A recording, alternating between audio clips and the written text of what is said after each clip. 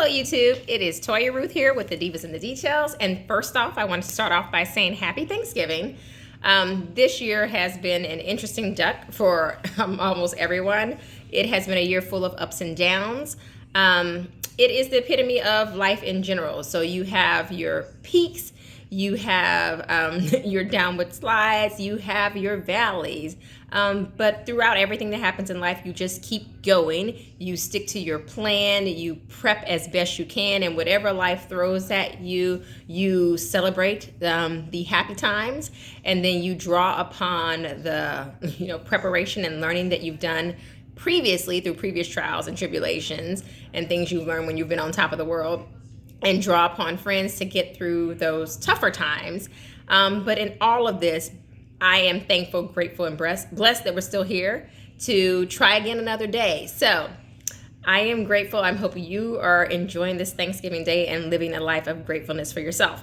So previously I did a video on vanilla fragrances that I love. That was part 1, and I said this would be a series of videos because, truth be told, vanilla is my favorite fragrance note. And so the majority of the fragrances in my collection have some form of vanilla in them, but I'm picking my top vanilla fragrances as far as vanilla is at the forefront of their fragrance profile.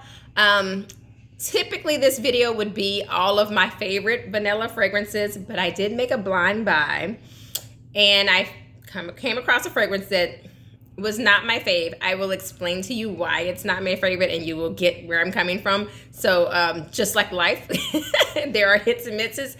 This was definitely a miss with this fragrance, and I'll share that with you. So stay tuned towards the end of the video so you can see, once we get past my 3 that I love, you're gonna see a fragrance that it's a no for me. So the first fragrance is Serge Lutens. We're gonna do Un Bois Vanille. I've already taken it out of the box because I always struggle taking fragrances out of the box, and I just didn't want to do that. So this is what the bottle looks like, and it has a nice heavy cap. The atomizer is nice. So Un Bois Vanille is by Serge Lutens. This launched in 2003. This is a fragrance that's more on the complex side, being that it has a ton of notes thrown into it, but they are blended so beautifully that the fragrance that I end up getting is a smoky, resinous vanilla fragrance. This is a grown woman scent. This is a fall winter scent because it makes me feel like I am going to drink my favorite flavored tea. I'm gonna drink some coffee. I'm gonna get underneath the covers, and it's just beautiful. This is a scent that I have been using as a bedtime scent. It has great longevity. When you put this on at nighttime, it just helps you relax, calm down, go to sleep. And when I wake up in the morning, still on my pillow, still in my pajamas. So this is nice, long lasting. 8 to 10 hours of sleep. This is still going strong in the morning. So this fragrance is vanilla, this is coconut, this is black licorice, this is beeswax, sandalwood, tonka bean, bitter almond, gaiac wood, benzoin musk. A little something for everybody who likes a fragrance that is on the darker side, richer side, warmer side, sweetness. This is just beautifully blended. This was a great buy. I would order this over and over again. I loved it. I actually got this from Lucky Scent. It's a fragrance website that carries a lot of not so commonly found at like Ulta, Sephora fragrance. I can't stop smelling this. Sephora fragrances, more niche brands. So found this at Lucky Scent. Okay, the next fragrance I found, I was so happy. So this particular fragrance, the next fragrance, is by a French company. It launched in 2016, and the fragrance is, dun, da, da, da, it is Guimauve de Noël by Parmois de Parfum, and this is what the packaging looks like. The fragrance will come inside that canister with a bag that looks like this, and this is just basically like a linen little bag. And then this is what the bottle looks like. Very simple packaging, and this fragrance is beautiful, and I couldn't get over why I love this fragrance so much. As soon as I opened it up And it made me feel so familiar. And I'm like, why is this fragrance so familiar? So I went, scouring through my fragrances. And then I picked up Kilian's Love Don't Be Shy. This puts me in the mindset of Kilian's Love Don't Be Shy. However, it's not exactly the same as Love Don't Be Shy. Love Don't Be Shy has extra notes in it, which gives it a little bit more complexity and a little bit more punch to it. It's a little bit more prickly than this, but this is orange blossom. This is vanilla. This is sugar. This reminds me of sugared marshmallows with a zest of orange on top. This is a sweet, fluffy, festive fragrance. This is a beautiful scent. I just could not get past why this was so home to me, so familiar to me. So I scoured my fragrances, and as you all know, Kilian Love Don't Be Shy. Everybody wants to smell like Rihanna. That's one of my favorite fragrances, and so this was just very reminiscent, even though they're not the same. And so, welcome to the family. Love, love, love this fragrance. Next fragrance is a whole unicorn. Very hard to find. Every time I wanted to get this, it was sold out. It's a little bit on the pricier side, but this is my unicorn. So happy to have finally got my hands on it. And it is Mazzolari's Vaniglia. When I saw this box, so I have a huge Harry Potter fan in my family. This looks like where one of the Horcruxes would be stored to fight Lord Voldemort. Like, it's just like it looks like a book. It looks like this old school velvety book. The fragrance, I'm gonna stick it in there so you can see how it came. It looks ancient and like it has all the secrets to like fighting evil. I'm just a little animated, I guess, but it put me in the mindset of Harry Potter. This is what the fragrance looks like. It has like this little crest on there, so it felt very like, I don't know, British, and like it had the answers to all our problems to save the world. Okay, this fragrance launched in 2014. This cap bottle, everything substantial, heavy, nicely done, love it. This is vanilla.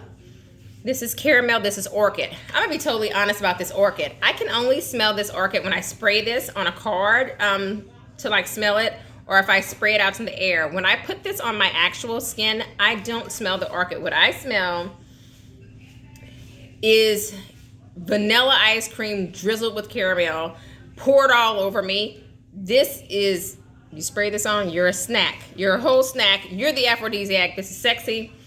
This is beautiful. All of these fragrances have done vanilla so well. They're blended in their own unique style. How I would order these fragrances is the Guimauve is festive, fun, daytime signature or going out. The Vaniglia is nighttime sexiness.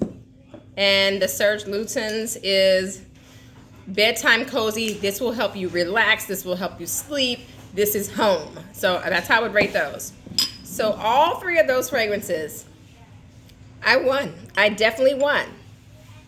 But the next fragrance, I definitely lost. So as much as I love the nose behind this fragrance, I did not love this fragrance. And that is Montal's Sweet Vanilla. I read the notes. These are simple notes. It's just 2 notes. Let's get it together.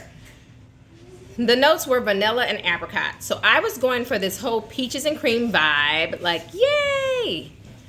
Let me just, before I dive into this, show you this packaging. So the packaging is a little shiny and cliche. And then this is the bottle. And I've had other fragrances where the bottle was kind of cheaply done. I don't like this at all. And this atomizer feels like it's actually plastic with like a sprayed on metal finish. But I've had other bottles where the fragrance did not put a lot of effort into the packaging, but the fragrance was absolutely beautiful. That is not the case for this. This particular fragrance, even though I was trying to go for peach and cream, it was something so simple. It smells like an unnatural vanilla. It smells very artificial. This is a strong fragrance, so I'll give it that. It has great sillage and longevity. It's just not the fragrance that I want to smell like, which makes it a problem because I was waiting for this to die down and calm down, but it went on for hours and hours and hours. This particular fragrance is not the gourmand that I was searching for, even though it's sweet and edible. This is artificial and it's super strong to the point I'm an oversprayer. I sprayed like 6 sprays of this and I was in the bathroom coughing like a crazy person.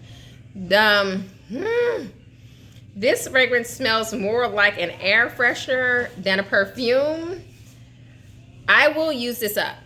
I will wear this at night where pretty much no one else can smell me. And I will use this up and I will not order it again. And I'm just so disappointed because I hear people talk about Montal and I want to like love Montal fragrances because everyone else has been hyping it up. But for the amount of hype that Montal fragrances get and for what I received, it's a no for me. It's also now a warning not to get Intense Cafe. I don't care what anybody says, how much they like it. I will not be purchasing Intense Cafe because Sweet Vanilla was enough.